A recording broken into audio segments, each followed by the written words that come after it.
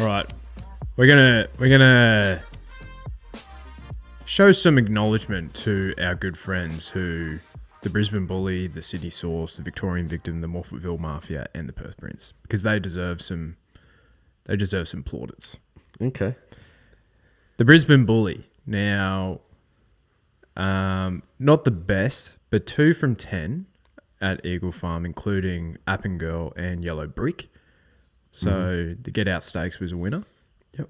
I think there was I think we might have got the Get Out Stakes in every jurisdiction. That's helpful. That is helpful.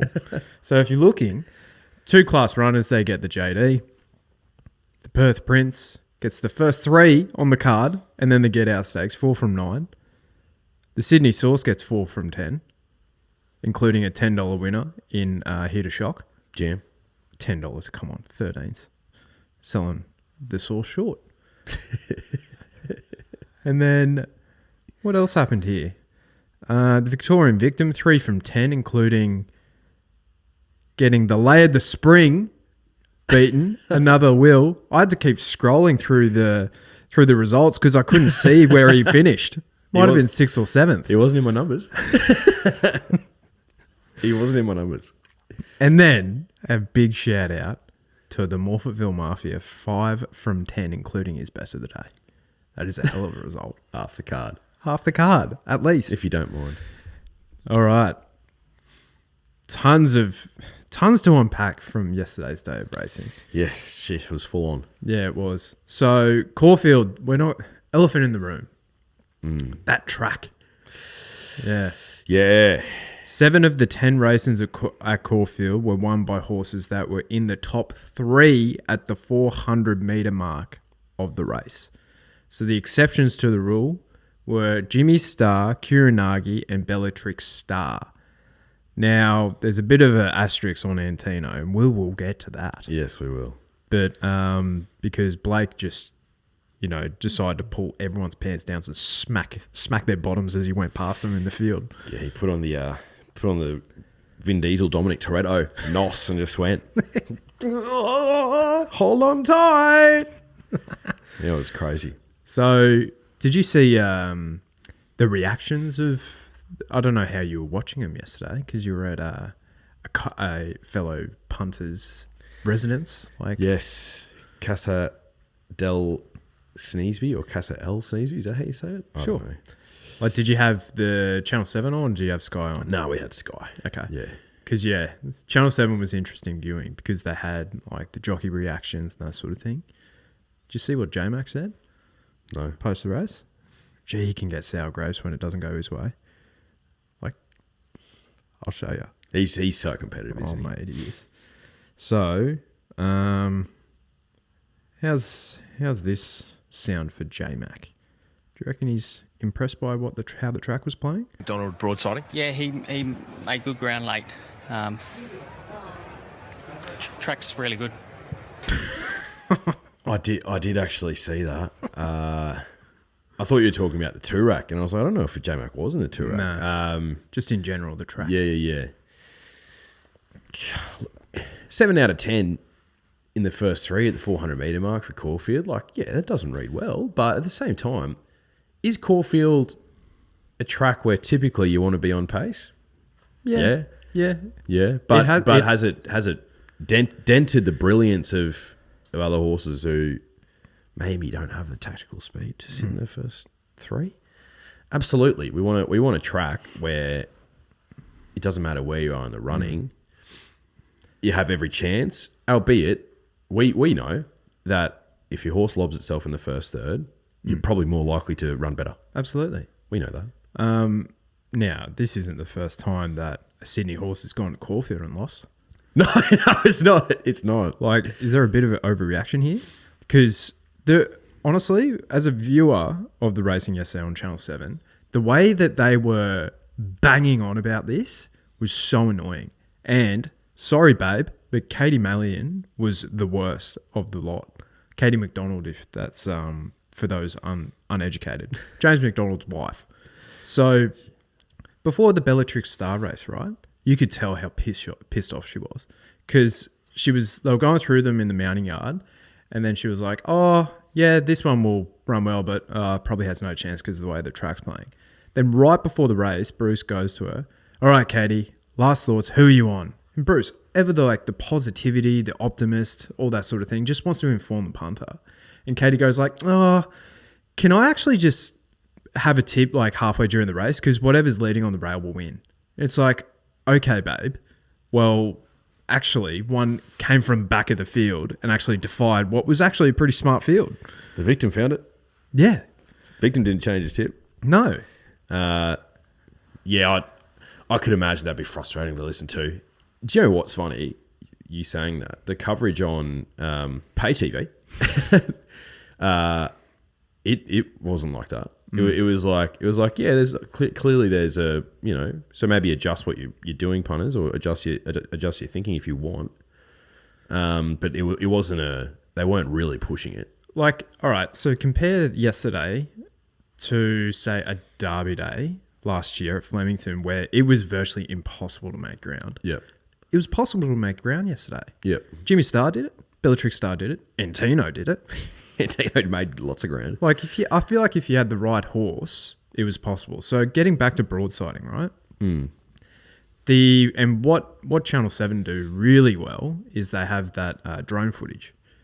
And you could see, because the runner that you compare him to is Evaporate. Evaporate was to his outside, probably had a harder run than what broadsiding did. Broadsiding was behind Tropicus, who was going nowhere, so didn't have anything to take into his race. So, yeah, had to basically loop him, and it basically wasn't in a winning position. But what he did do on the corner, Evaporate put 2 lengths on him really quickly, and Broadsiding crabbed on the turn. So he lost 1 or 2 lengths there, and he only lost by 1.5 lengths. So I don't think he got around Caulfield at all, but he ran super. He did. I haven't seen the sectional data or anything like that. So I don't know, like, were they walking in front? Definitely. Yeah. It was a crawl up front. Yeah. So, yeah, he's all things considered, he's run super. Let's not get too far ahead of ourselves. Yeah. If he's going to a Cox Plate still, which I hope he is, I'm not writing him off based on that. And Golden Rose first up, that wasn't an easy win for him. No. Some horses can just flatten out second up. And you've got to remember this horse, he ran deep into the winter too. And he put together a picket fence. Animo didn't win every time he went around. No. So just, sucks because I wanted to see him win. Yeah. Of course, I wasn't on him. I didn't have a cent on in the race. I wanted to see him win. But, no. So I think that's where the sectional data comes in, and it's a bit fascinating. So last 200 metres of the race, he clocked according to racing.com figures, he clocked the 54th fastest last 200 metres of the race. I look at that, and that gives, without delving into the sectional data too heavily for the entire card, I'm like, I feel like you want to be hitting the line a little bit stronger than that. That's just like my initial feel, but it was the fastest in the race. So I think of these 3-year-olds, he's still the clear pick to be going towards a Cox Plate. Absolutely. Easily. Absolutely. Yeah, I also laugh though at like the amount of punters who would have had that broadsiding into Mr. Brightside, or was Mr. Brightside into broadsiding, and then probably Another Wil on top of that. Yeah. And all 3 of them went down. It's just, you're spreading your risk across 3 races. You need to win 3 races for that multi to pay off. To get what would it be? It'd be $6 return. Yeah. Not worth it. Not worth it at all. No way. No, not at all. Yeah. Especially, when we're picking things that place at $6. Yeah. Yeah. Legitimately. So you had Antino on top. I did, yeah. You had a late change. I did. I just I was keen on Desert Lightning for the tipping comp if it was double figures, but as soon as the push in the week got it to like 6 or 7s, I was like, well, I'd much rather take the weight for age horse at 5s. Yeah. So yeah, I changed to Antino. Did I expect that? No. Absolutely not. No. Didn't put Another Wil in my top 4 though. All right, so let's just go through. We'll get back to Antino. Let's get back on track here. So the might and power. So the racing.com data does suggest, the sectional data, that it was a truly run race. So it was 4 lengths above Group 1 standard for 2,000 metres. I feel like if this wasn't for Blake Shinn's ride in the last, this would have been Ride of the Day by Mark Zara on Deny Knowledge. This was sensational. It was sensational. And I like Mark Zara so much as a jockey because he's a grand final jockey. Yeah. And there can be periods during the year where, you don't really like, oh, shit, when was the last time Mark Zara rode a winner? Like that can happen to Marky. But Spring Carnival time, tell you who's top of the tree for me in Victoria. Mark, Blake. Yeah. Yeah. Those two. Chef's kiss. Yeah. And he just, I think Mark's even better when he's not on a favourite because I think he's just got a real big mongrel inside of him. And he's like, I'm going to fucking get this thing beat. Yeah. And he's a heavyweight jockey too. Yeah. So it's like, in these Wave for Age Group 1s, he just gives them every single chance. He does. Love it. So I thought the way that she won this race was went out hard early and then had a breather and then just kicked away about at the 400-500 metres again. And then it was just proving too hard to run on. But I thought Mr. Brightside, I've had this thought about him previously as well because it was a good 3 track by that stage. I don't think he's as effective on really rock hard ground. His 4 to 200 metre sectional as well was the 79th fastest of the meeting. So is that getting the job done come a Cox Plate? Moonee Valley is obviously a massive tick in his favour. Yeah. But I can't see him running top 3 in a Cox Plate if they go there. Yeah, I could.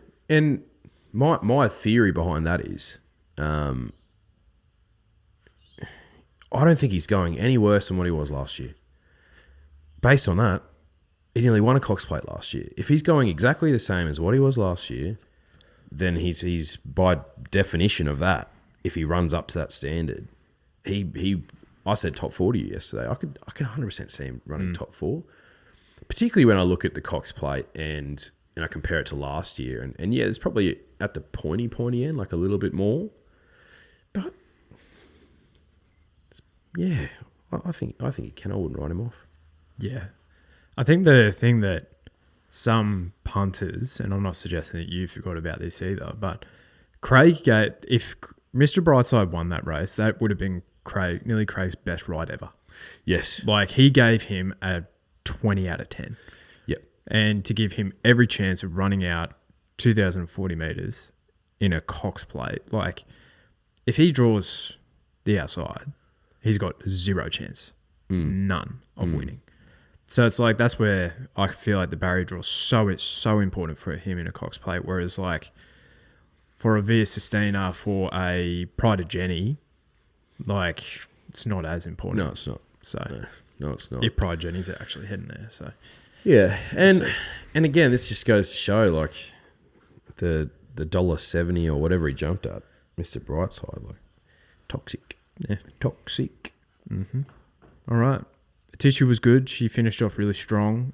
She can run on a bit, but she can go back to back into Champion Stakes. I feel Flemington will only suit her better. Yep. So I feel like Chris is smart enough to go like, we'll lower the target here and target a Champion Stakes instead of Cox Plate. And that was actually interesting with the Might and Power. Oh jeez, my laptop's just making weird sounds. The Tissue was easily the second best backed and had 15% of the votes. Mr. Brightside had 71%. So don't feel too bad if you backed him because so did I in the tipping comp. But there was 2 people who had Deny Knowledge. Wow. Very good. Which is phenomenal. No double points though. She started $6 market. Yeah. Mover. So Dane Phillips had Antino as well. So well done. Who else had Deny Knowledge? Matthew Liddermont. Had Deny Knowledge, Broadsiding and Another Wil. Bang. How many people had Adelaide River? Because that's who I ended up tipping at double figures. Adelaide River. Yeah, I can see you in there. And another fella, Nick Lee. Great segue. Nick Lee also had Private Life. Bang. So He had Private Life, double points, 6 points. And so did Josh Mick G. Well, there you go. Get your full name, but there you go. Yeah. Led every furlong, Private Life. Crawled up in front. Frosty just read the tea leaves perfectly. Yep. Gave the others chances, virtually other horses no chance. Yeah, so we kind of discussed broadsiding and heading towards a Cox Plate, but was there any thoughts in your mind that he wouldn't be competitive in a Cox Plate? No, oh yeah, look, you'd love to have seen him won that race, then go on to win a Cox Plate, but, you know, I can completely forgive that performance, and I can 100% see him being very, very competitive in a Cox Plate. Absolutely. I think James Cummings would have left some in the tank. Okay. Yeah. What about Feroce or Feroce? I reckon that might be who my lovely wife put on top. Nearly got there. Yeah. At 60 to 1. 60 to 1. Wow. Yeah, wow, 4 drifters. Sheesh. Yeah. There you go. Was one of them Jake Milne? Let me check. Because I reckon it might have been. Because I think he was on him last start. Let's have a look. Yeah, we have a Prue there. Mike Joblin, shout out. Daniel Spinner. And Mick Jones, but young Mick Jones. Junior. He had Craig as well, actually. Craig on Craig. Love that. All right. Now, the Toorak handicap. 14 seconds. It took Blake Shinn 14 seconds to go from last to first. From about probably the 650 to the 500, I'd say. Yeah. Sorry. That maths doesn't add up. About the, 650. It was about a furlong. Yeah. Yeah. Just over a furlong. Yeah. 250 metres, I'd say. It was breathtaking. It was. It was one of the best rides that I've ever seen. So how does this kind of rank? Bowman's ride on Winks' second Cox Plate, where she looped him and just went, see ya. I think record margin in a Cox Plate. Nash on Think It Over in the Queen Elizabeth. Hot Nash. Nash on Kementari when he nearly put him through the fence at Rosehill or Randwick. Just total disregard for his body and the horse. That's why he's so hot. And tell you what, Nash is back. Nash is so back. Declan Bates on Pride of Jenny in the Empire Rose, the All-Star Mile, the Champion Smile, and the Queen Elizabeth. And I was thinking of this. I'm like, what's been one of J-Mac's like absolute peaches? I reckon one of the best I've ever seen for J-Mac is VE in the Melbourne Cup. Oh, that was unbelievable. Barrier 18, first one to ever do it. Found a position and she was just traveling. She was humming. The consistent thing on all these, right, is obviously they're very good horses. Yeah. But the rides just like take them to that next level. This, and I was thinking about this as well, and I'd like your opinion. I reckon once a month you see Blake Shinn, you go like, gee, like that was an unbelievable ride on Blake, from Blake. Gut feel is like, I don't necessarily feel the same way about J-Mac on that.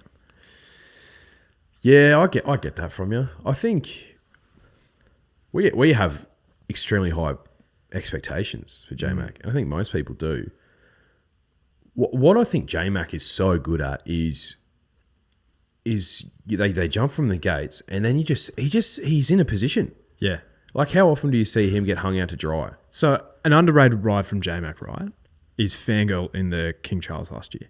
Yeah. That was unbelievable. Yeah. Because for any other jockey, she sits last. Yeah. And he was able to get her in a position like fourth in the running. I feel like he can almost sense where horses are going to be before they are in the running. But I know what you mean. Like Blake Shinn can just pull one out of the hat. Like his ride on Lady of Camelot and the Slipper was elite. And I was thinking about this as well around this day last year. I was like, who won on Caulfield Cup Day last year? Caulfield drew barrier 17 at Caulfield. That's right. Yeah, it was a hell of a ride. Like, that was one of his best. Yeah.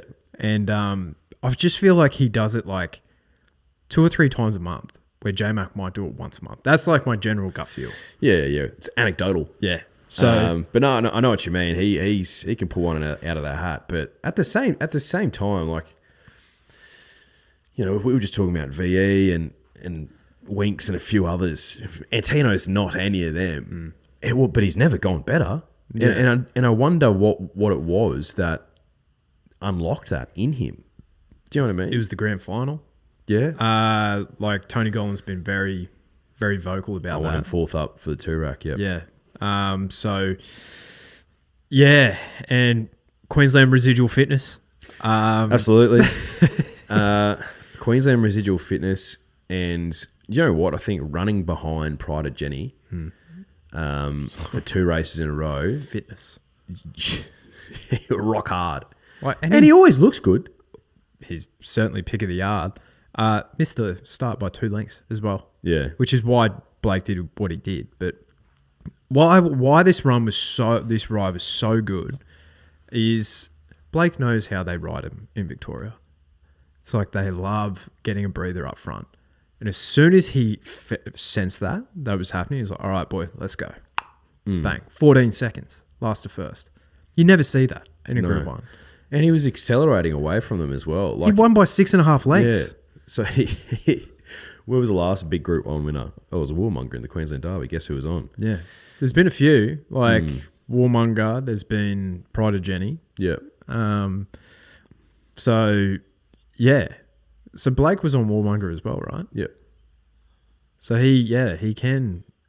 He's proven that he's done it before. He's probably the jockey where if I need a good steer, he's the one that I'm like most confident on. Yeah. Yeah. Him, Mock, Zora. Mock. He just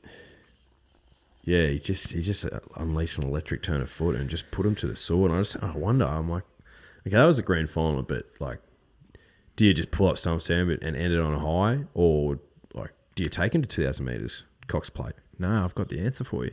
What is the answer? They're going to Hong Kong. Hong Kong Mile. Great shout. Take him overseas, Tony. So, yeah. And you know what? Queensland trainers have a crack. We do Moods, have a crack. Robbie Heathcote. Robbie Heathcote, Tony Gollan. 3 of the greats. Yeah. Love it. Yeah, have a crack. Yeah, they're actually putting our superstars on the map. Mm-hmm. Love that. No, very good. It was a very good win. And do you know what's interesting? So if you look at the previous 2 races, about 70 to 80% of the tipping comp was on Broadsiding and Mr. Brightside, right? Sure. And you're probably thinking, Another Wil will be pretty similar because, you know, better the spring apparently. Oh, 32% on Another Wil, 29% were on Antino. wow. So I think all the corporate speak and the media and all that sort of stuff and maybe the big dog money, because Another Wil came in like there was an enormous push for him. Smashed. Absolutely smashed. You know what? I reckon, obviously, his profile was very good heading in, albeit in theory grade.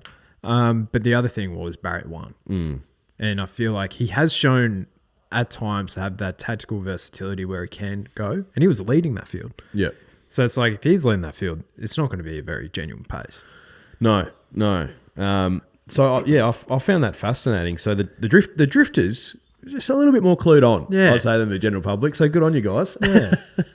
Your boy was on Alsafina. She ran well. She was an unbelievable drift.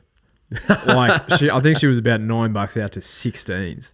I think you got about $4 to $5 for her to place, which, you know, that's fine.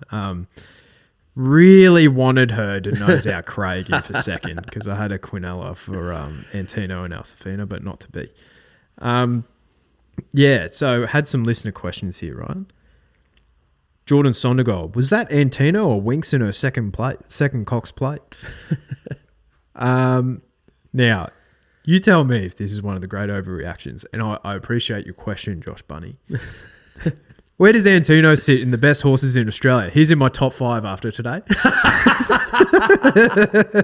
Clearly he was on. Look, Antino is he's a Group 1 weight for age horse, and he deserves to be in those fields. But I wouldn't say he's at the pointy end. But is he a Group 1 handicap horse? Well, evidently. Yeah.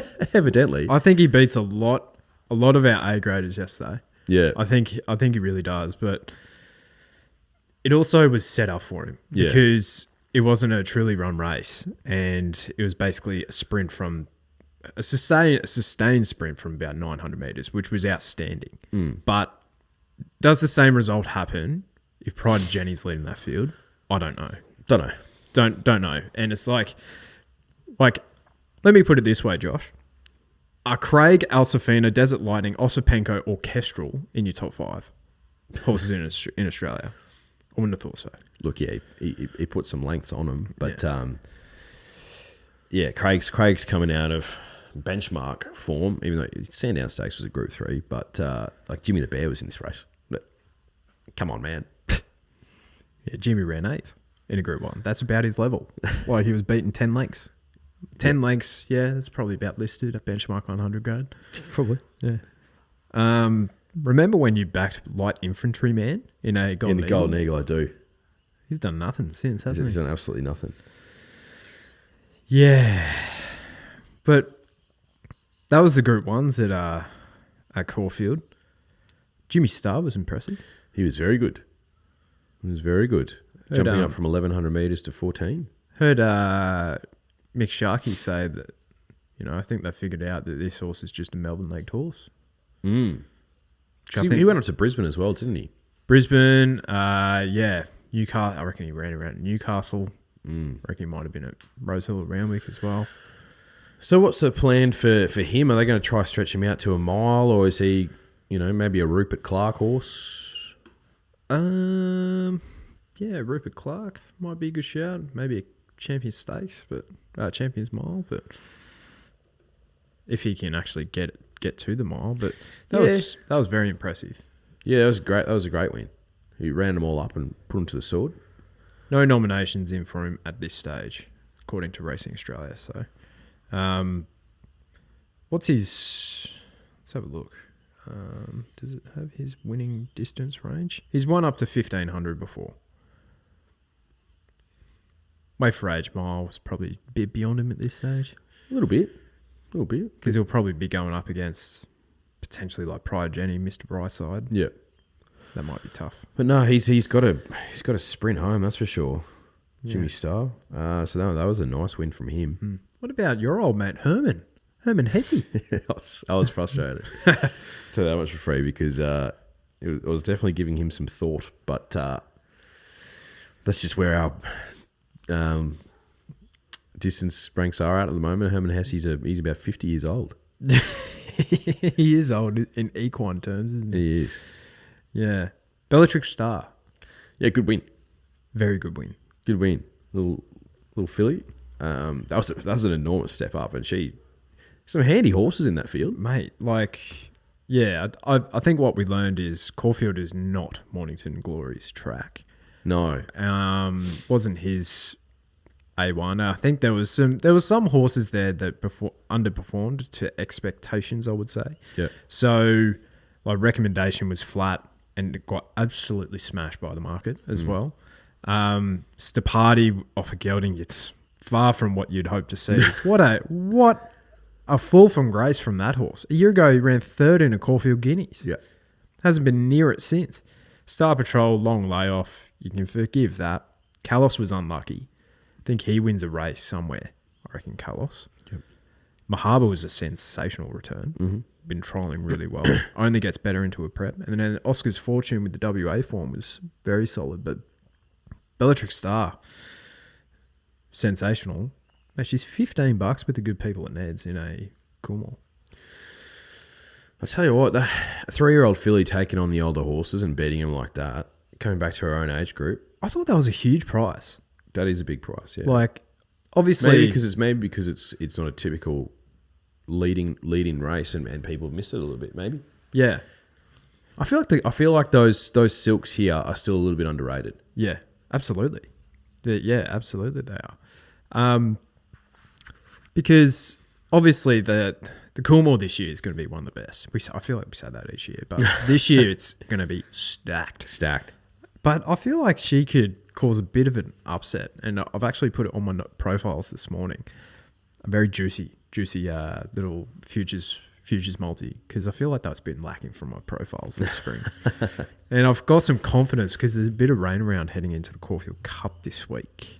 So I've had a couple of bets. Interesting. There's like 30 mil on the Friday. Oh, so be some juice in the track. Yeah, which I think is going to suit a couple of runners, but we'll get to that at the end of the show. So yeah, Bellatrix Star, $15 in a Coolmore. I don't think she starts that price on the day. She does not start that Mick price on the day. So yeah, she was very, very impressive. Now, a few questions for the Sydney runners. Jay Meany, unpopular opinion, but Josh Buttonshaw should stop giving Snowden Mail his weekly mail in our group chat is killing us. Matt McGudden. Is Josh Buttonshaw a dribbler? P.S. He loves Nutella a little too much. I don't know what that means, but I guess you guys can let us know. Yeah, elephant in the room. King of Russo was not the best each way bet of the spring. I was really hoping to see something in the Stewards report. No, nothing. So I think he just over-raced 11 up to 1400. It's probably just not that good either. So, yeah, far from ideal. He was running well up until that point and didn't get the job done. It is what it is. Like, am I ever betting it on a note in that race, being beaten 8 lengths in a Golden Rose? Probably not. Dry track horse, isn't he? Yeah. So, it is what it is. Yep. But, Lachlan Tognella, would you take Switzerland or Stormboy if you were Coolmore heading towards Everest? God. There was some win yesterday, but he also didn't go around a horse. And I think it was a soft win. Yeah. Oh, yeah, I think so. But in a good way. Yeah. So he's on the quick backup. For a horse to even bounce back from that first up run, which was probably 4 or 5, 6 weeks ago now, and to come out and do that against some really, really smart 3-year-olds, clearly has some talent, and the stable's been talking him up massively his entire career. Helps that he's got the Coolmore silks. Mate, I honestly, I don't know. I think this stinks of what I'll say at the start of this is, though. Chris Waller is an absolute genius. Mm-hmm. This training performance is something else. This was outstanding. Mm-hmm. And that it wasn't an absolutely vintage edition of the Roman console, but there was some smart sprinting colts in there. Coleman been somewhat competitive in the Moonee Valley Sprint Group 1s at weight for age level, going against his own age here.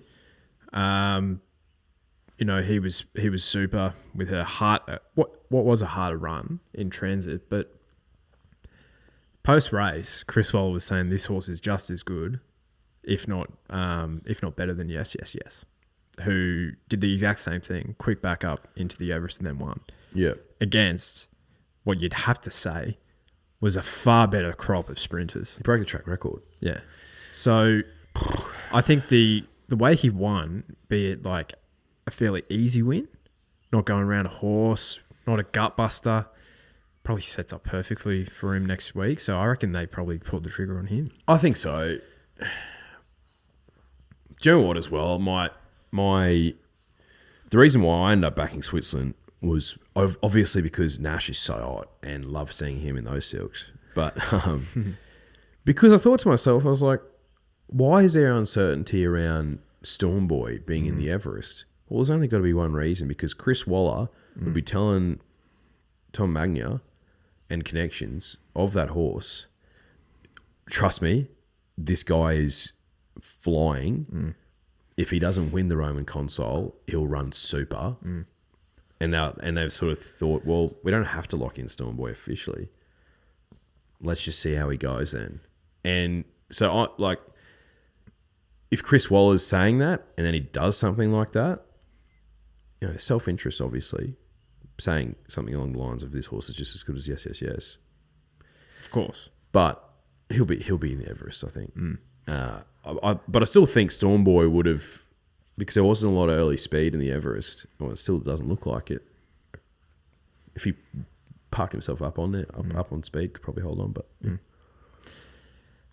I was seeing after the race, about a race after, they gave a market update with Team Green.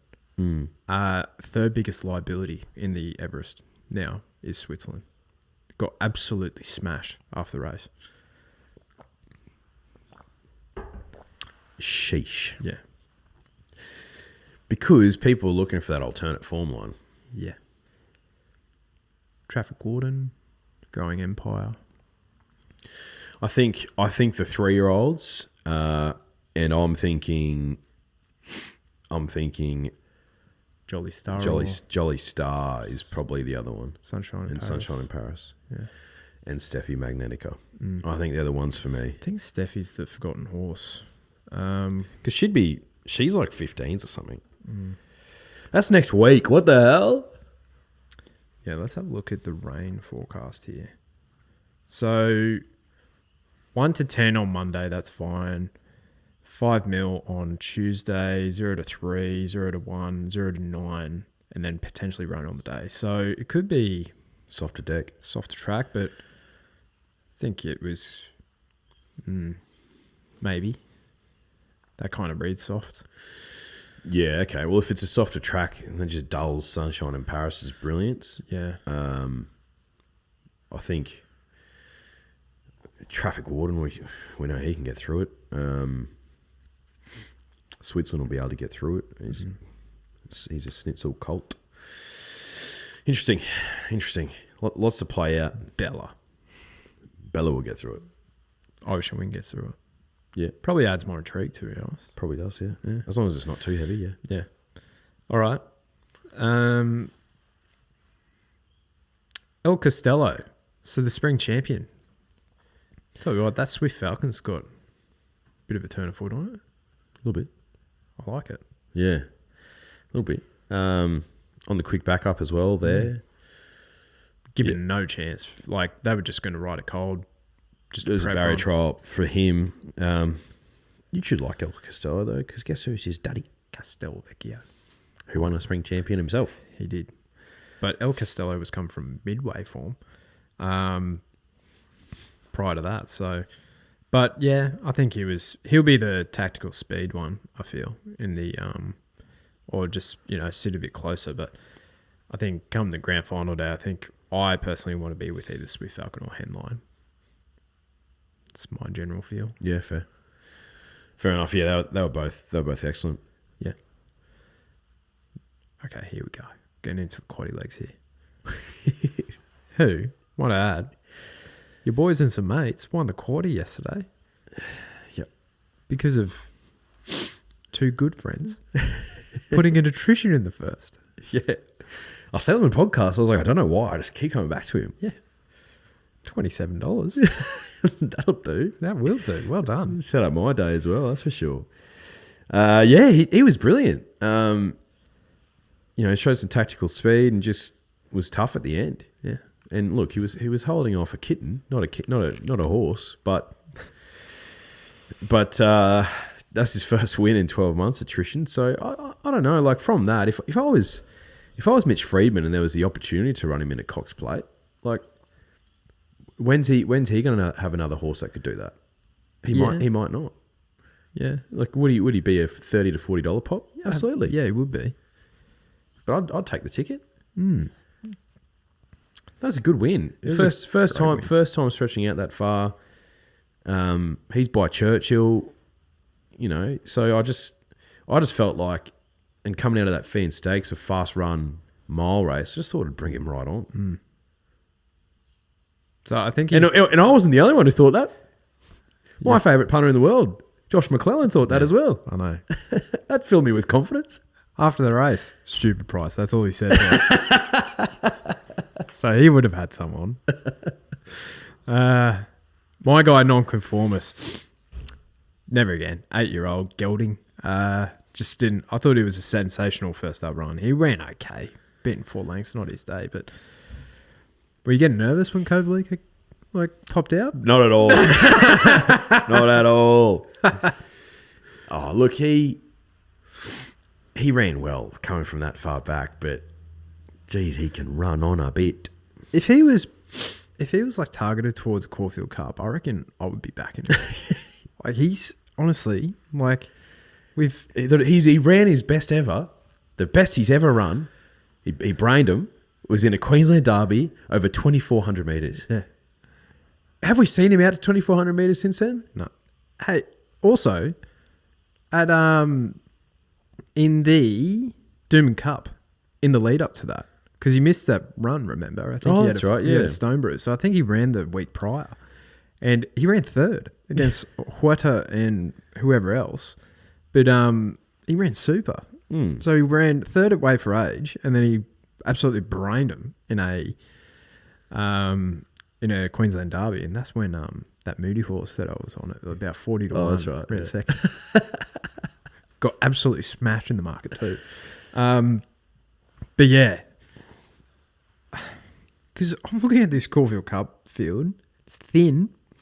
If he was, and him and Allegron, some of the most mistrained horses in Australia. He's easily the number 1 ticket holder though. Yeah, Allegron's right up there though. Yeah, right up there. Royal Patronage is tough. Betting two and a bit lengths, but you could have him. You can have him. Pericles, he's in that conversation too. I don't know what they're really doing. I feel like has a bit of the Artorises about him. They don't really know what his best distance is. I don't know what his best distance is. I reckon it's a mile. Well, yeah, to be fair, he ran, second or third in a Donny, and he was, 56 kilos? Yeah, in the Underwood and then at this at 1900, he's just not shown that brilliance again. So it's like, I think there's a couple of things with him. You have to ride him forward. I think he's doesn't like to bang up on the lead, but he can sit just behind the speed. And at a mile, I think he's just grinding away and he's tough to get past. That's how I would classify Pericles. Yep. But yeah, it's troubling. Now, we didn't mention this horse's name on the podcast on Wednesday, but that's because I thought Jimmy might be heading here. But I did change. Well, I informed the source to put Here to Shock on top. Nash on barrier 4. Hot Nash. Yeah. $10 SP. Thanks for coming. Should have done the Quincy. With my guy Gringotts running second. I thought he was going to storm over the top of Here to Shock, but for the quaddie, I'm glad he didn't. Thin Quincy. Only paid 14 to 1. That surprises me. That is surprising. Yeah. Would have been nice to see both those horses in an Epsom. Yeah. Kidding me? $1.5 million listed race, mate. 1,400 metres the week after an Epsom. Doesn't make any sense to me. No. But no, it was a good win. He's a horse who I think could run super in a handicap Group 1 mile. Here to Shock. He's consistent, I'd say. Very consistent. Yeah. You know, it's consistent first up. Is Alentia. That was. I was going with attrition. Went backwards a little bit with Gringotts because I got a bit arrogant because I want some money. But then, yeah, Alentia. I just felt on a good deck. First up, bomb fresh. Apparently, she's turned into a woman.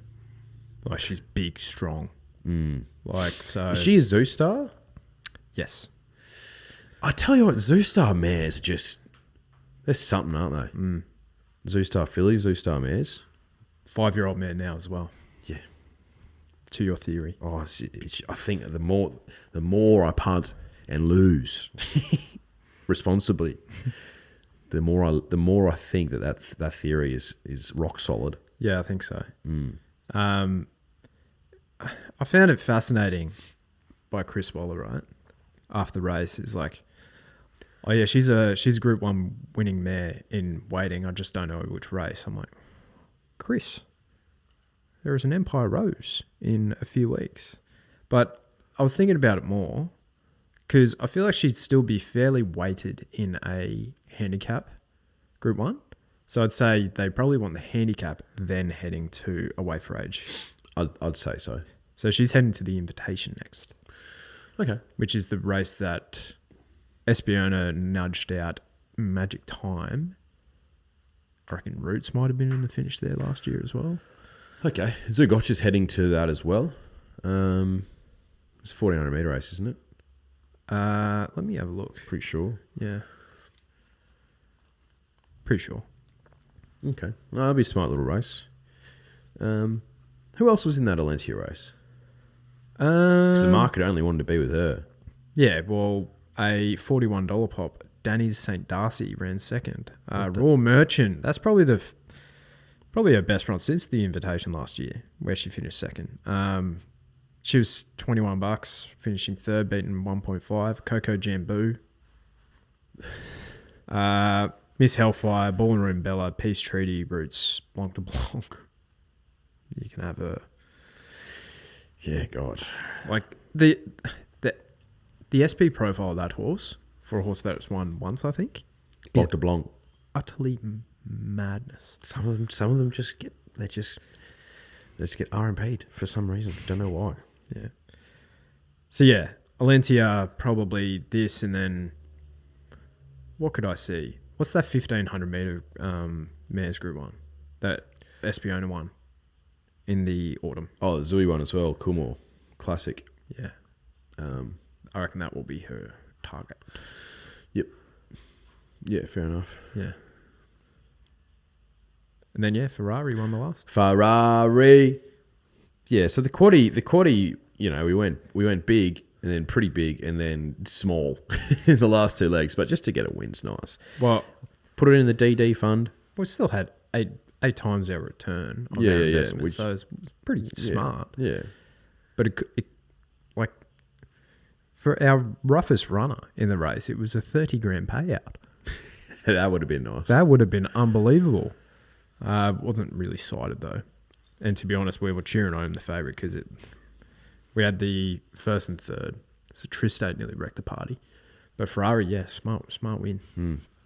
I think she was like the only thing sub $2 that got up all day, and there was a lot of things that were sub $2 yesterday. So these are the prices at Caulfield: 8, 440, 6, 550, $2 Jimmy Star, 15s, 850, 13s, 650, 5s, and then at Rosehill, 360, 11s, 4s, 650, 6, 280, 27, 10, 270, 180. Mixed day. Yeah. Mixed day. All right, let's have a look forward to these Group 1s for next week.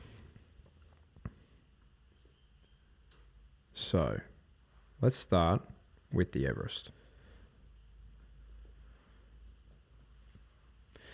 The Everest. I can't believe it's a week away. Yeah.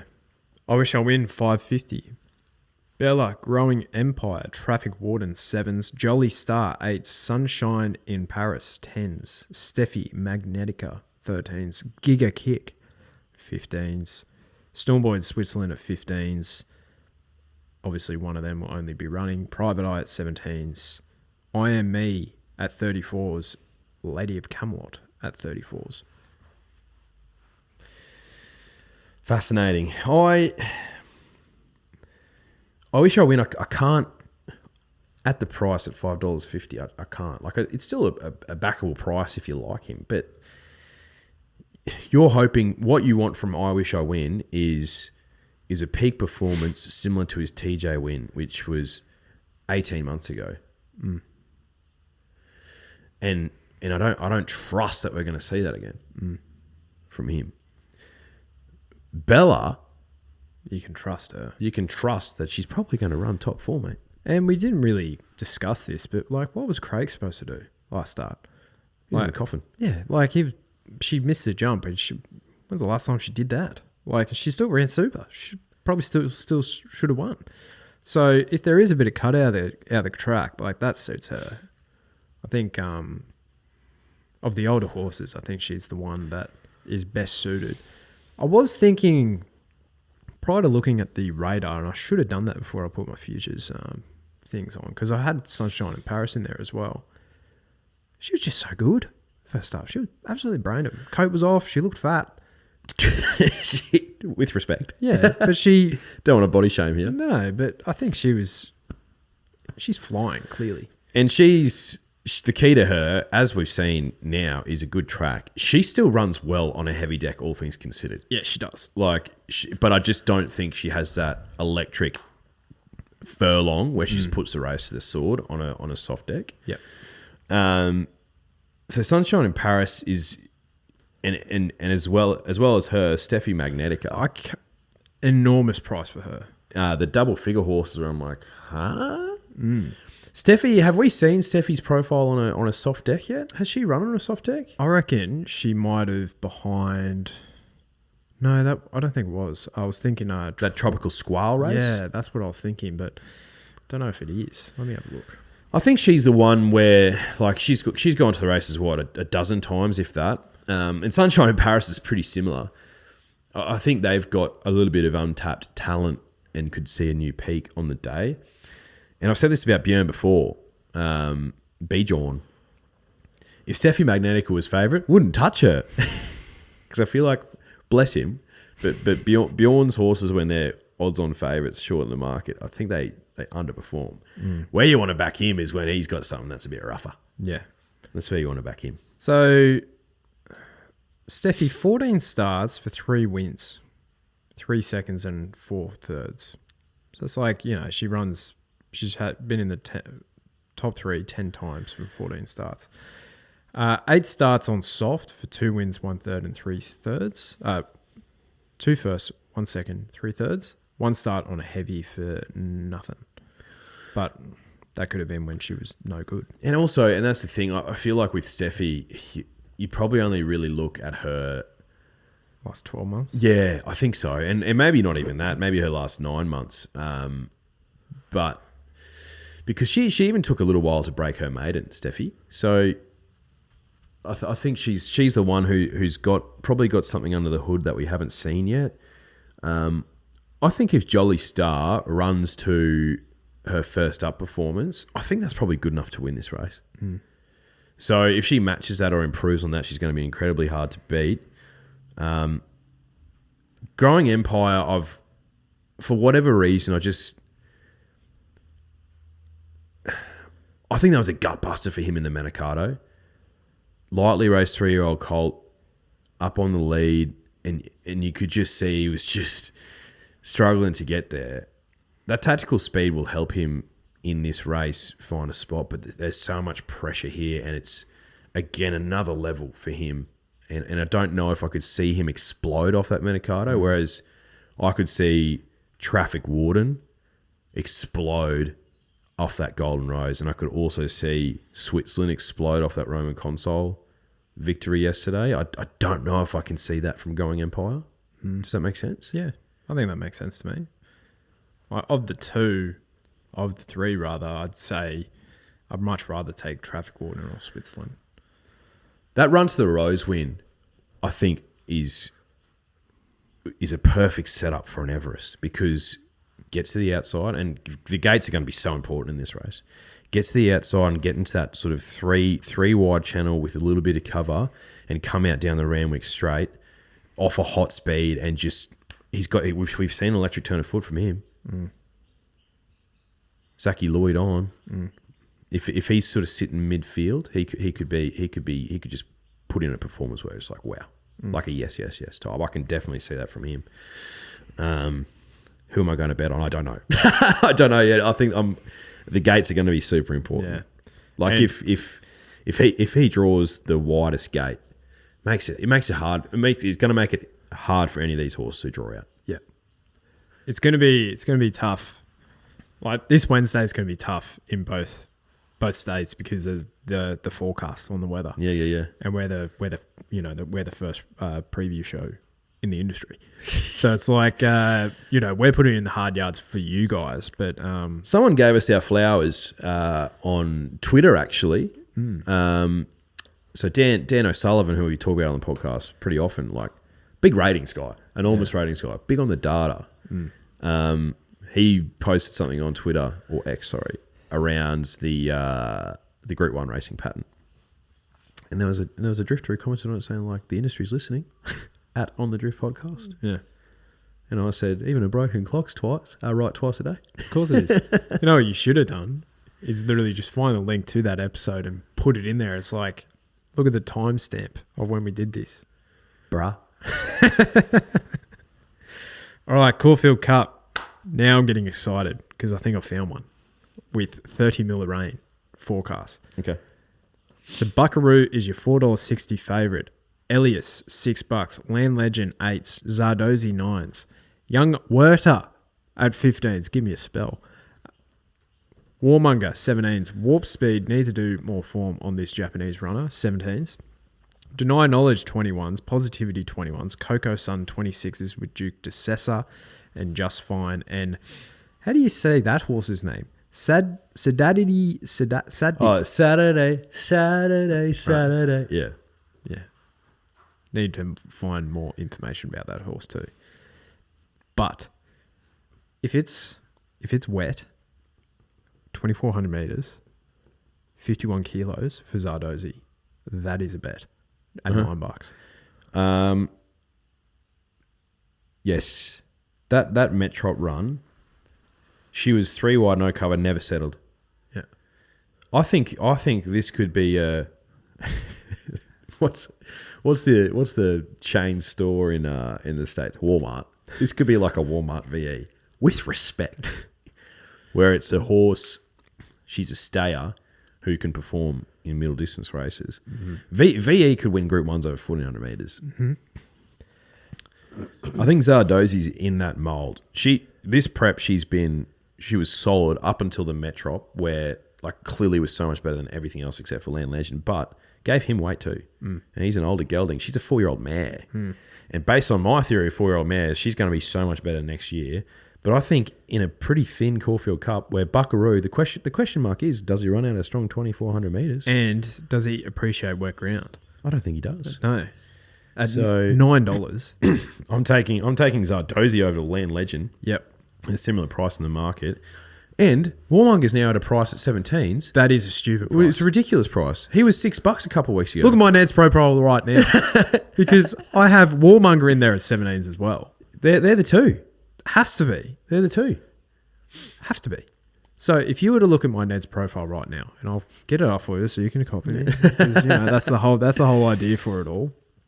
But I have a Caulfield Cup, Melbourne Cup double for Zardozi at $111. $111 and 15 cents. Every little bit counts. I have Warmonger at 17s. I have a 3-leg place multi in futures for Zardozi to place in the Caulfield Cup, Sunshine in Paris to place in the Everest, Eek, and Bellatrix Star to place in the Coolmore at 450. So that's paying 44 to 1. And then this is the juicy one. Gamble responsibly. Don't have to put much on.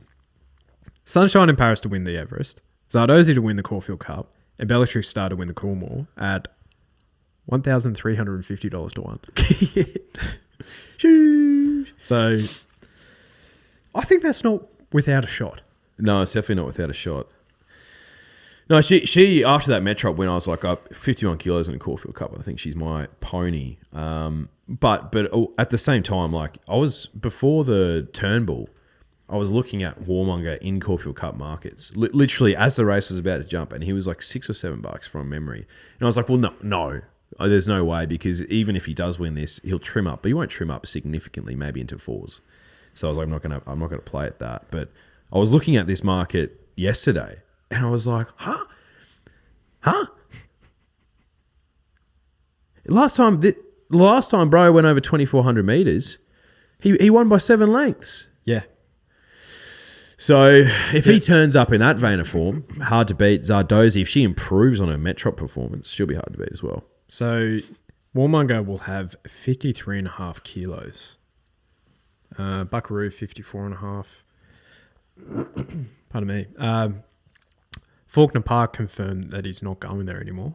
But if it was a wet track, he had none anyway. So looking at this field, if Via Sustina goes there, but I doubt she will. No. I'd say your top weight will be Calipore at 55 kilos. Geez, that's some compressed weights, isn't it? Yeah. So 51 doesn't sound as good anymore. No.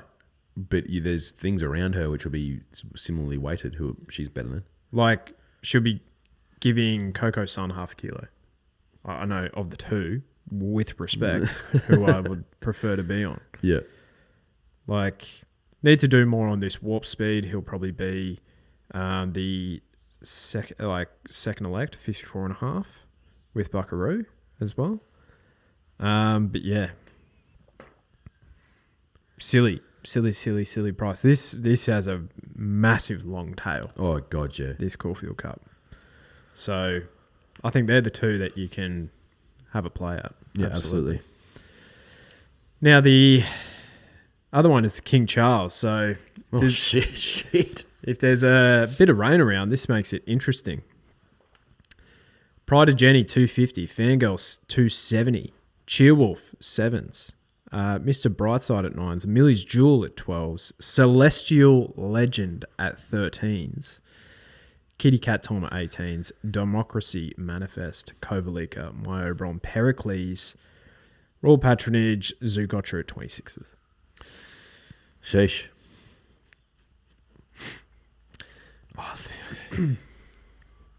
Pride of Jenny repeats a fan performance, then I think she'd be incredibly hard to beat. Fangirl's going to have to repeat her performance in this race last year to win. Can she do it? Absolutely. Absolutely. If it's a softer deck, perhaps not. So we'll see. We'll see. Yeah. Cheerwolf is flying. Joe said that this is the best middle distance horse he's ever trained. I thought Think About It would have been. Well, I think he's reneged on that. He said, because I think someone asked him, you've said that this is the best horse that you've ever trained. He's like, no, best middle distance horse that I've ever trained. It's like, okay. So I'm assuming he's classifying Think About It as a sprint to this prep. Okay, good. Yeah. Good. That's good. That's a good start. Cheerwolf, yeah. He's going to be on a similar sort of path to your Brightsides, and that's a massive compliment because, yeah, Brightside won a Donny with 50 kilos on his back at a huge price, and then would go on to run in your weight for age races, and you know not be disgraced, but it wasn't a threat, and then within a year he was. These geldings, these 4-year-old geldings, like unless you're top tier, it can take a little while longer. I can definitely 100% see him running around in a Cox Plate next year as a 5-year-old gelding. Like I can see that. So no, good on you, Joe. I'll call you Joe this week. What, tripping? But why isn't he in a Golden Eagle market? Cheerwolf. Yeah. He's a 4-year-old, isn't he? Yeah. That seems a mistake. I would have thought he'd be heading there for sure. Unless they're thinking like I don't know, would you take him to a Cox Plate or something? If you want this, I would. Yeah, on a quick backup. If he beat Pride of Jenny, is she favourite at the moment in Cox Plate? Close to it. Yeah, she'd be very close to it. Yes, I would. Because you don't know if he's going to be there next year. Interesting. Okay. Yeah. Lots to unpack. But we've given you a few futures bets there. I think Zardozi is a sensational bet in the Caulfield Cup. But yeah. What's happening next week? Oh, yeah, big week. Congratulations to those who found some winners yesterday. It was tough going, but, you know. It was for some. But yeah, like when when you have one favourite winning at Caulfield and then, you know, those big price things at Sydney, it is hard. But yeah, enormous week next week. Cannot wait. Oh my God. Yeah. All right. Well, we'll see you on Wednesday. See you, Drifters.